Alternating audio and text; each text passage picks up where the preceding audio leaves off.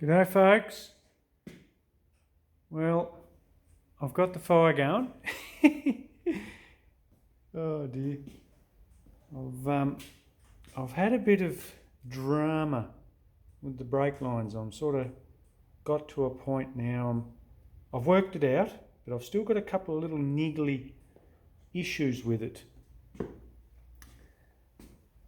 I ended up, it was my fault. I assumed with this master cylinder that this was the reservoir line and this was the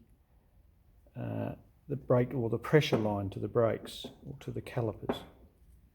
Now, I ended up hooking it up like that, and I couldn't get any pedal, and oh geez, it was a nightmare. It really was. I didn't know what was going on with it, and I did notice though, every time I pumped the brakes, the reservoir, the fluid would rise up a little bit, being on this side. Anyway, I ended up getting on YouTube, and there was a video on an animated setup of one of these. And this turns out, this is the reservoir end, and this is the pressure side. So what happens is as the piston comes down, it obviously pressures this up, and this has got like a one-way little valve in it. So when you release the brake and the piston goes back up, the reservoir here will allow for any fluid to go in. And obviously when the pressure's back on, this closes and this will send the pressure. And that was the issue I had. So I've learnt that. Well, the next drama is, I'll show you here. I'm not an expert on these brakes, but I've been talking to someone, and I've got a little situation going on here.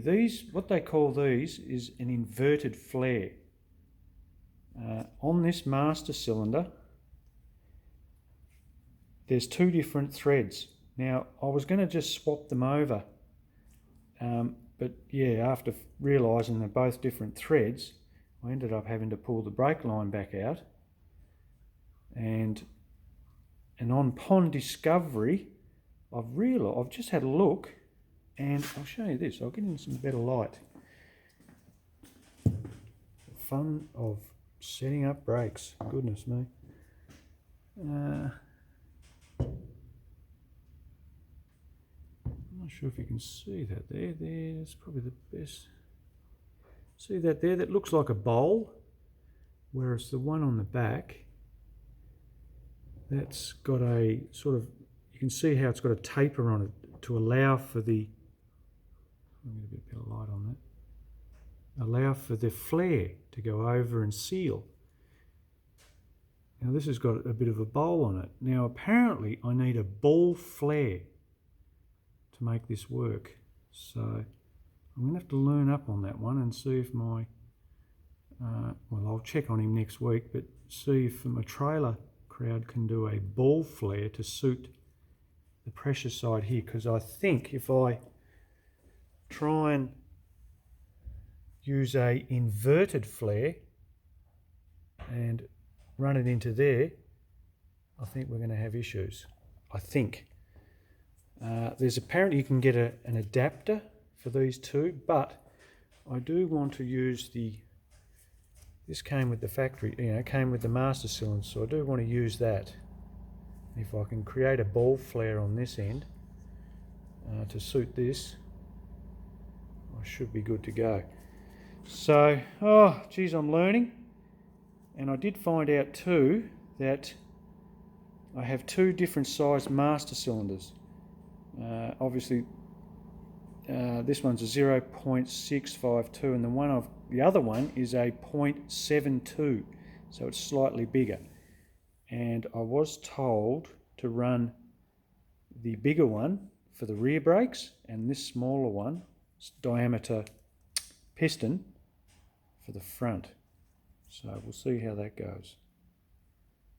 But that's interesting, guys.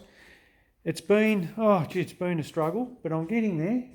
It's really testing my patience at the minute, because running hard line through, I could have done it in braid, you know, around here and sort of cheated a bit, but I really want to run the hard line. I think it's, for me, it's, I don't know, it's a bit cheaper, but at the end of the day, I did end up doing a really nice job to get them both in here. I had them running up and I had a nice little, came in, the other one came up and it was really nice and for the rear brake. And then I was going to do the front ones on the next run, but yeah, it's all gone to a bit of a hell in a handbag at the minute, so I had to pull everything apart again. And I'll tell you one thing, guys, it's not easy running brake line through the cab of the car.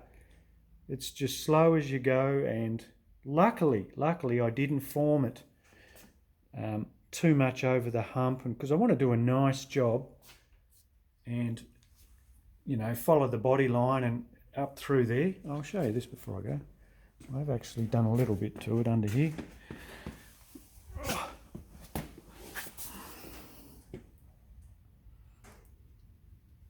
Yeah, so, you know, and run the hard line. I can come through the boot with the hard line and hook it up there. And I ended up welding a little bolt and mounted my little T. Yeah, and then I've got it into flexible lines up here, which I'll fasten down. But no, I'm happy with the way sort of this setup run, but I've just got all confused on the front of it. And oh, there's a club day, not this Sunday coming, but next, and there's no way I'm going to be ready for it. It's a bit disappointing. I haven't even wired up my starter motor, my power steering pump either yet, so I thought, well, I'm not going to rush it. I want to take my time and do a nice job. So, and I've got to test these brakes too, so I really don't want to do a club day without the brakes tested. But yeah, oh dear. All right, folks, it's just a little update, keep you in the loop. I'm trying my hardest to get this thing sorted out. It's a real learning curve for me. I've never dealt with brakes before, and fittings and all that's all new to me. So I'm just having a go, and I'm learning as I go, guys. So we do make mistakes, and sometimes we go back a few steps before we can move forward. All right, folks, just a quick one. I hope you are all well. Stay safe, everyone. I'll put one up as soon as I get a little bit further along with it. I'm determined to get it. All right, guys. Catch you later.